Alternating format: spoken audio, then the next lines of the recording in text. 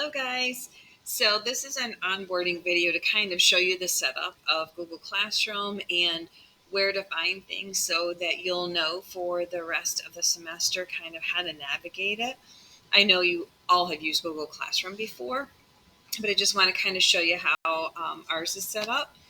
So if you guys see on the stream, there really isn't much. There's just over here, you just have your what's coming up, and that's on purpose.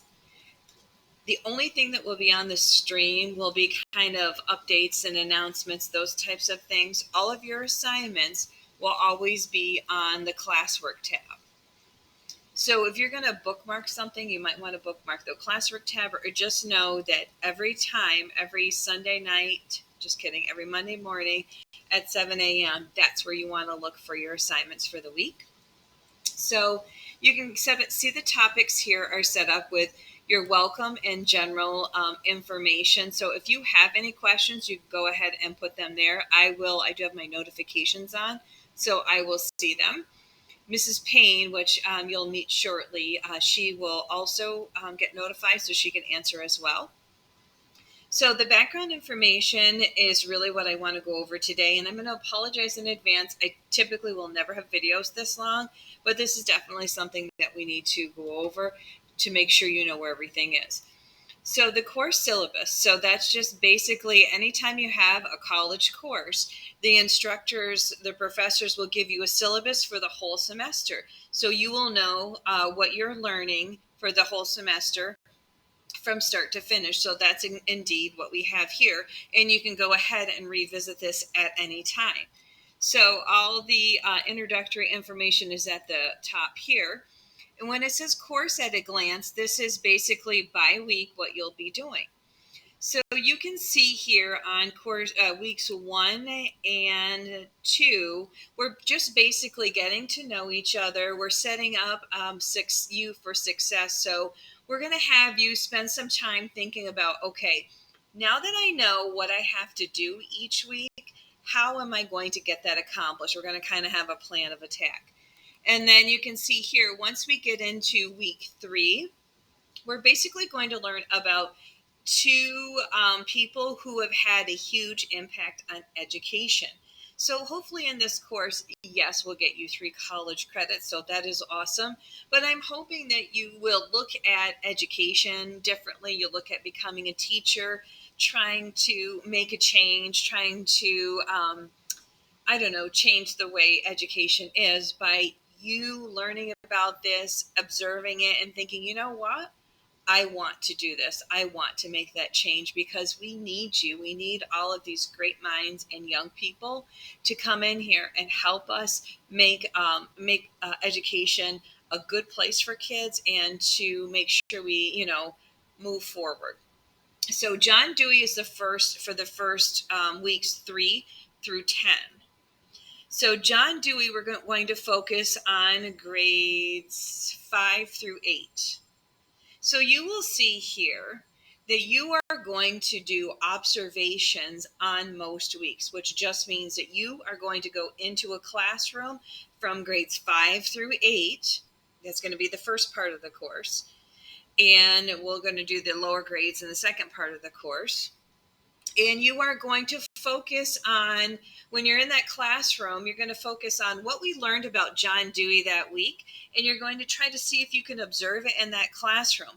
Every week you are going to take some notes. I'm going to send you a little notebook so that you can use that to take very good notes, because you are going to need that for your midterm and your final exam, or even for the questions throughout the week. You're going to need to reflect back on your observations and bring specifics into your assignment from your observations. So you can see here that we have John Dewey again. So you're going to learn some academic stuff because after all, this is a college course. But we were very particular in making sure that it wasn't overwhelming to you.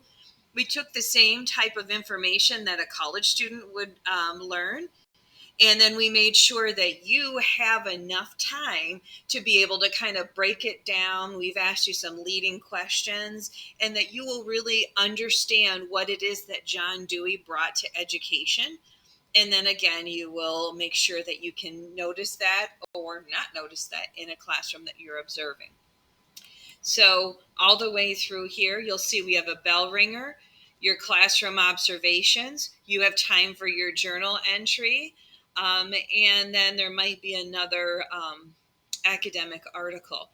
Don't worry. So there's 150 minutes of work that you are required to do from Monday morning at 7 a.m. until Sunday night at 7 p.m. But don't worry, we have overestimated the amount of time that it will take you to complete that. So you should have more than enough time to do that. And then again, like I said, we're going to kind of manage that and see, like, using your study hall time, your school time, when is it that you can get that done. So then let's hop on down to week 10. So week 10 is your midterm. So not only did we give you week 10 to do your midterm, and it's not a test or paper and pencil test, it is not going to be a paper that you write.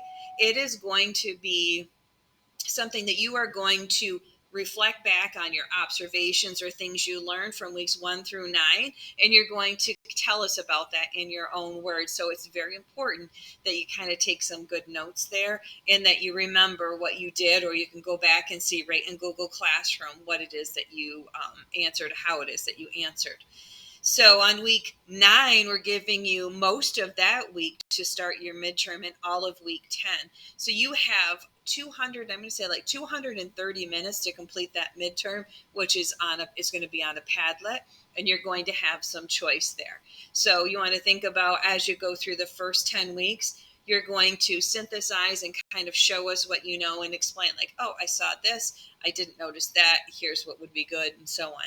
And it's all based on those topics and your observations. So then when week 11 rolls around, you are going to learn about Dr. Maria Montessori. So we're now going to have you observe from kindergarten through 4th grade. So all of your observations from weeks 11 through 18 will be in K through 4. So you want to make sure you kind of have those set up, and Mrs. Payne will also help you. So it's the same structure. You have a bell ringer question that maybe we'll reflect on the week before.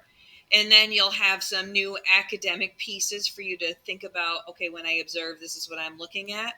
Your classroom observations, your journal entry, and then you'll give some feedback. This is kind of like how you did the week before. We're going to put that down here.